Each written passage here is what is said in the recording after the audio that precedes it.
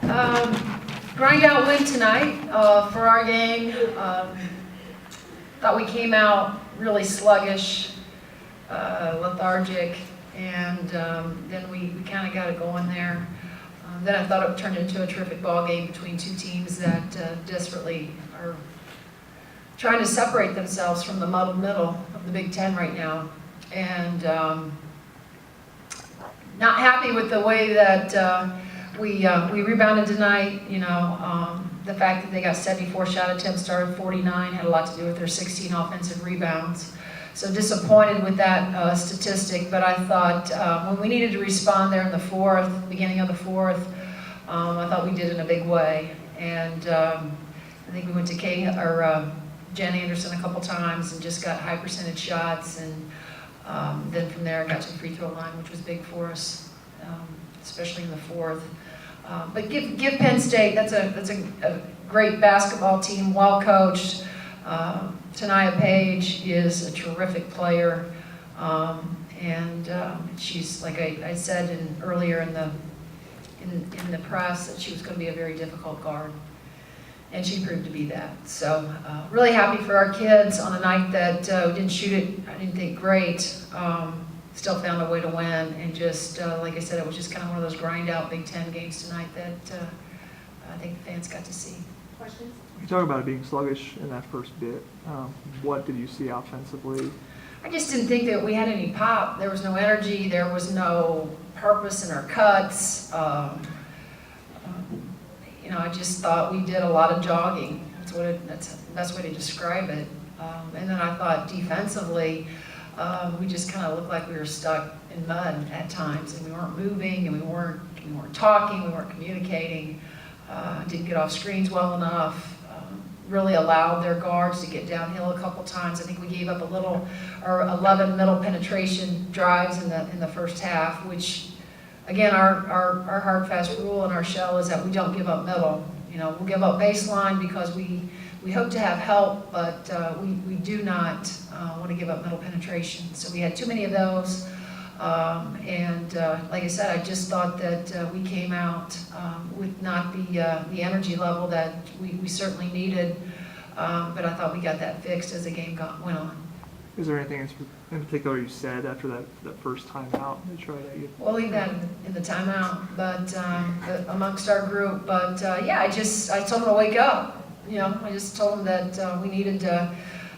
Change our body language and change our focus and play with a greater purpose. And so, I just really told them that they needed, it was a 40-minute game and it was going to be back and forth, and every ounce of energy was going to be needed. And in order to win the game, we needed to wake up in that moment. And like I said, I thought that they responded. Never liked to do that though, but it was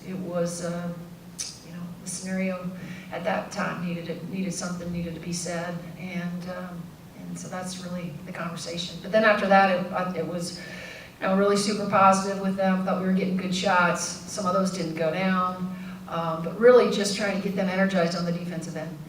That final, I think in the fourth quarter, the first 7 minutes, they only scored 2 points. Right. What did you see defensively? Well, I just, as we told them, that's how they're going to win the game. I thought Jen Anderson by far did the best job. Anytime that Page or Span was coming off any kind of a single pin down screen or off of a double staggered screen, we wanted our post players to be there in hard show to give Lex or our guard, defender enough time to recover and get back into play. We just want to level them off and be in front of their guards once they catch or on the catch.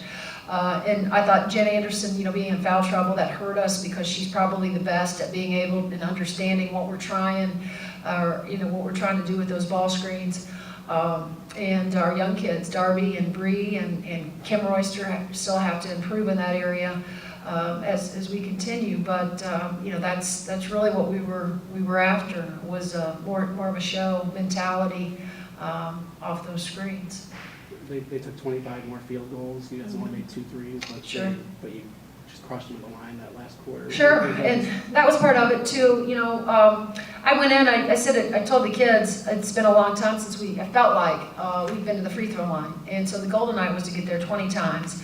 We only got there 4 times, right, in the first half, I think. I told them they were a long way away from their goal. So it was nice to see them. And again, some of those in the fourth were because, you know, they were pressing and they were trying to, you know, go for steals. But I thought we did a much better job of, you know, putting the ball inside, Tower taking it off the bounce, trying to draw a contact, and then get to the free throw line. So that's is good to see on a night where, again, you know, we didn't shoot it great, as you mentioned, but you know, you got to find other ways to manufacture points, and getting to the line is one of them. Things were kind of slipping away at the end of the third there, but obviously you guys came out fast and strong Sure. in the fourth. Were you concerned at all heading in the fourth? No, not really. I mean, we've been in that situation before, and look, you know, you're playing in one of the best leagues in the country. You expect it to be back and forth and to grind it out. We're not going to, you know, always win every quarter. You'd like to, and you're not going to go into every quarter up with a nice lead. You'd like to do that too, but you know, the game didn't allow that tonight, so we had to make an adjustment. Kids had to really dig down defensively. And that's what we're most proud of, the fact that I thought in the fourth, that was probably their best, you know, 10 minutes of defense. And we needed that because, as you mentioned, we were behind and we needed something to go our way. Offensively, I felt like we got really good looks throughout. It was the defensive end where we just, you know, still have to continue to understand game scouts or, you know, scout reports and how we're going to guard specific actions. You know, we don't try to really change up anything per team. You know, we guard staggered screens one way. We guard pin down screens one way. And, you know, some of our young kids get in and instead of guarding the way that we want them to guard, they try to take the easiest path. And sometimes that path is running into bodies. And that never bodes well, okay? That means that you're blowing your coverage. And so that's you know, always moments that we can teach our young players and they can see from our veterans how we guard certain actions the right way. And so that was, you know, big for us, I thought. Carly struggled with her shot a bit lately, but those 2 threes kind of get you out of Sure. that funk in the first quarter. Do you think that was kind of a turning point in the game, and maybe with her getting a shot? Yeah, you know, again, we've seen Carly do that. You know, she's hit some big shots for us, but it couldn't have came at a better time. We needed something in the building to energize us and our fans, because I think that you know, there in the first couple minutes, you know, it was not a fun game to watch, you know, from our perspective, just because we weren't hitting shots and then we were giving up too many easy shots on the other end. So for Carly to come off and get us going, that was kind of the shot in the arm that we needed. But then you know, she's, I think, over the rest of the game. But timely threes for us without question. How big are these next 2 road games? Huge. You know, we got to go into Wisconsin, a team that has been up and down under new leadership, and we got to steal a few. We got to steal a few on the road, and our kids know that. They know what's at stake. But as I always tell them, you got to earn the right to win, and we can't go in there. You don't play the record of Wisconsin, and you don't play that. You play the game, and you got to make sure that your mindset, your edge, is in the right place. And as we continue to tell our kids, it's always a one-game season, but you know, they're not.